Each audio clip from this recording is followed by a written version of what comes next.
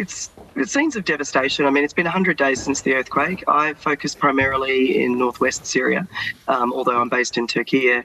And what we have seen since a week after the earthquake, when we could start accessing the earthquake-affected areas, was devastation. Buildings collapsed, schools have collapsed, health centres have been affected, water systems are damaged. And all these things contribute to a bigger picture of, after 12 years of conflict in this part of Syria, that just makes it's a crisis upon a crisis. So what's the biggest challenge that you're facing? Is it illness at this point? It's the concerns around illness. So we had a cholera outbreak that started September last year before the earthquake that has actually got worse since the earthquake happened because, again, people are struggling to get access to clean water, and we know diseases such as cholera do transmit through contaminated water. The other big challenge is really rebuilding. I mean, these are communities who have been affected by 12 years of conflict. And then when you put the earthquake damage on top of that, it's really about how do you start to rebuild in a way that is sustainable and not just about emergency life-saving, but making sure that communities do have access to water or education or health services moving forward.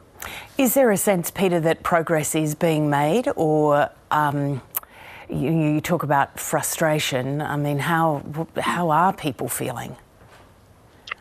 Look, there was initial frustrations after the earthquake for Syrians because it was a challenge to get access in. I mean, as UNICEF, we were lucky enough to have supplies pre-positioned in these earthquake areas, so we were able to respond within 48 hours. But there is a feeling when you do talk to communities that it's about how do we move forward? How do we rebuild? How do we make more sustainable solutions? Like, don't give us a quick solution, give us a longer term solution so that our kids can get back to school as quickly as possible and have a future. And how do we make sure that, the kids are vaccinated, that families do have a safe space to go to? Australian state governments have given millions of dollars in help, as have Australians themselves. What can help in this situation? Because sometimes you just don't have the people, you don't have the resources, no matter how much money floods in. Yeah, and thank you again to the Australian government and the people of Australia, and their generosity has been amazing, especially very quickly in this earthquake and continuing onwards. And again, from a UNICEF perspective, it's been much appreciated. And as an Australian, it was really good for me to be able to work with Australian funding and say, here's the results that we can get with the funding that's come through. What we need now is that continuous funding and effort. It's earthquakes are not something that you can just fix overnight.